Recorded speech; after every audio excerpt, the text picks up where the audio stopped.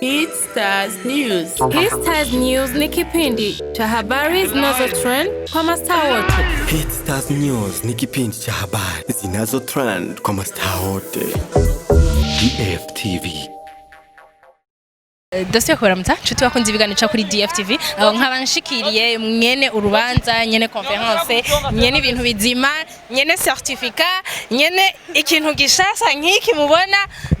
ntabyo ndisi ngenda ivuga ni Isaac nyene Isaac TV then dibaza muramuzi ku bintu byinshi mu ma action agiye atandukanye ku mivumburo ho Jeff Ramagira mwarabibonye reka ndamuha kanya kugira ngo ashobore kubaramutsa d'abord abakunzi ba DFTV. Ndabaramukije bakunzi ba DFTV ku vyubahiro vyanyu, ndakuramukije Dinye Delicia, ndabaramukije bose bakunda ibiganiro vya DFTV. Nukuri imbere y'ibintu byose numva no babwira yuko bon ndamukeze ndirimbe mvuze impundu mwagira basaje namukeje Isaac vraiment hejeje gukora ibintu by'amateka arakoze ibintu bizima nuvuga ati ni kihe kintu je kintu cyambere no baza ni kihe kintu cyatumye wumva yuko hari abantu woshimira mpaka ukabaha ama certificat kuko hari abo wavuze byinshi bagufashije ibintu abiriya anye muga vraiment je hari abantu bantunguye surtout kuri madame Isaac TV uyu niyo nshaka ko duhagarara ko cyane no munsi neza ko wisunze iki habayike mbona isunze yuko ndibaza umuntu wese arabizi hajya kububatse nibo babizi umudamu aguteye stress nta nakimwe gikogwa umudamu niwe muntu wa mbere novuga yuko akomeye cyane mu rugo niwe rero turekanye n'ivyo burya n'urubanza ngo ari kubadinye hari akantu yagize bica rurakunda urumva rero abadamu hagiye n'abantu bafise icyo bamaze mu ngo ariko abadamu b'ibigaba ariko si bose jewe wanje ntari mu bigaba vraiment ndabishima Imana kandi yaragize cyakoze cyane muri jewe guhera aho ntangura je ndibuka umunsi ceno yanje bashaka kuyiba naratse gusara bien ho hasigaye umunsi umwe itakare kuko nabivuze hagiye nashimiye Toussaint Richman yafashije cyane kugira ayirokore rero iyo hataba ari nuzenya iyo hataba ari madame aca mfata ati mushigana ni wihangana nk'umugabo hagarara nk'ikigabo ibara ryari kugwa basaje dibaza mwabyumvise ni ibintu by'amateka nashaka kubaza kino kintu hariho abantu benshi bavuga ati bavuze ati bagiye baravuga amajambo menshi kubijanye na statut bigeze gupostinga uvuga ati n'ufisi igihumbi nakiza n'ugize none tuvate yuko yaje mahera ariyo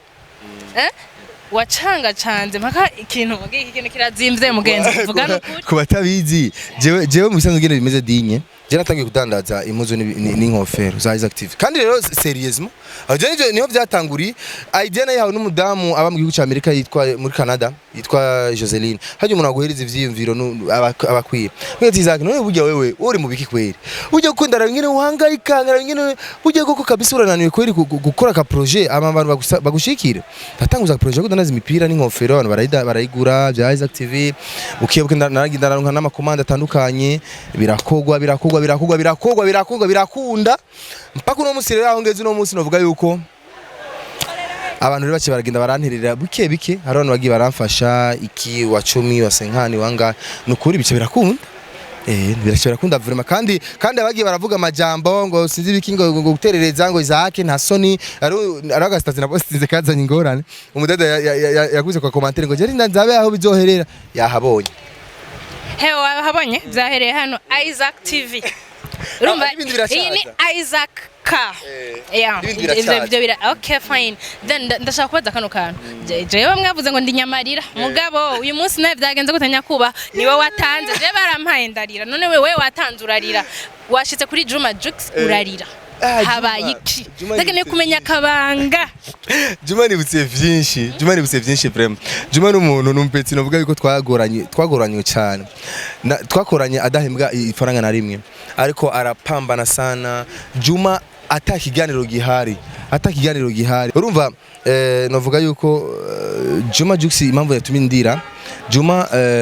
twarahangayitse cyane izuba ryari ryiwacu imvura ari gwacu abandi yaturoza akaduga mu gihe c'imvura nta mvura kandi zosubira kutugwako urumva byose nabikesha Juma cyane kuko niwe yatuma ibiganiro biboneka cyane hatabonetse ikiganiro Juma yarankarira sana urabona ko agenda mu boss wi niwe njinda mukoresha ariko yarashavura sana ati no boss ya twaryamye vraiment il faut dukore il faut du travail tudakoze na ikintu yacizosinzira dukore so ndabishima kandi yakunda ibintu vyo ku mwanya Juma niwe akunda ibintu vyo ku mwanya cyane kaka ku mwanya nuko niyo mpamvu rero byatumye namuhaye kaza numenga ibiguma biri waduze byahereye kwa mama urumva mama niwe yarabicemusha buke Juma cyaravyata ba Kelvin barabicanira uko okay by the way numvise ijambo mama we yavuze ati na kana tsinda turi muri leta nkozi leta mvyeyi mushigikire uno musore wanje bimeze gute bon then none mama wawe ko tuzi yuko ari umwe mu bantu basanzwe bafasha mu gihugu c'u Burundi then bimeze gute wewe ntaco yagize kugira ngo bigende neza umuduga navyazi none nuko aracyarira ntiwamubonye ntabyo nta kintu nakirizwa na certificate oya numuduga ni wa mutunguye rega nivuga yuko ari umuduga yakanguza ahubwo yahaze no gupfa ahubwo gusa no kujya kumuraba yuko ata problem yagize ku mutima ko je ndatinya cyane nibikabe oya nibikabe so mama nta nikingorongoro kiwe kirimo nani kingorongoro kiwe kirimo gusa kiretse yuko yagiye aransapotinga kuri binabiriya ariko apana umuduga amakuru no musare guys ni menshi je numva yuko mwoja kuri Isaac TV mugende muyirabe abatakora subscribe ayikore kuko uyu mujama afite amakuru menshi ngaha twokesha gushika hirya yeco bandugu yangu munisame mudani mudogo Jeff TV nazo tafi okay kirakajamo kamwe rero bwire abandi bantu bon parce que hari abantu benshi baba bafise ivyiyumviro mugabo bibananira guserura canke bibananira canke ugasanga bafise abahanuzi babi ugasanga bariko baronka abahanuzi babi ni kihe kintu bababwira mu kubatera intege kugira ngo nabo bashobe gushika nkaho ugeze canke naharenga inspiration ya mbere nayikuye kuri urya urabona Fanny umubosi wawe the big boss ni inspiration ya mbere je yavuye kwa Fanny tutabizi urazi Fanny je kenshi akunda kumbwira ati zaki burya byizogira byose ntuzokwifuze kumera nk'uwundi ahubwo uzugwanire urushirizeho kuri bijya ubundi afise kandi ntuzufuhire ubundi kubera yaronse rero Fanny numuntu akora ibintu byiye kimya secret ya mbere yo gutera imbere funga hapa yo ni secret ya mbere niyo mpamvu n'abantu bose bakangutse urumva ukoze ibintu byawe kimya bituma birakunda ariko uri kurabikora ibintu wiparatura uragikora nawe cyari gukunda gacha gipfa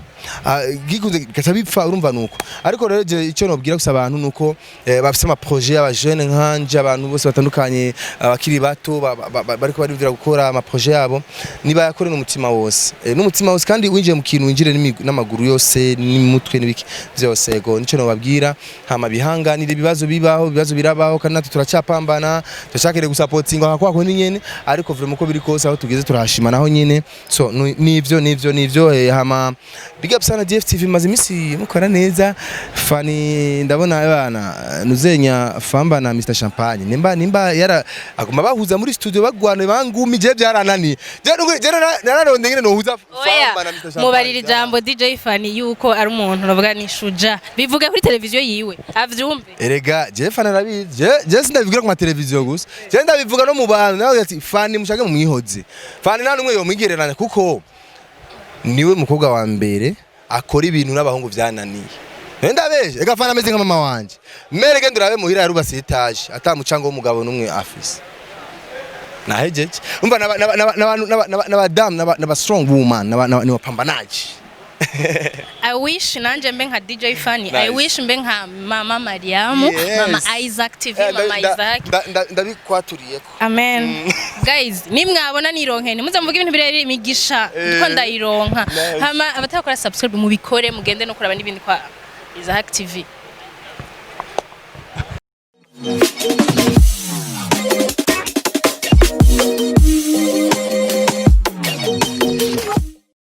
DFTV. Tunda Juhudi.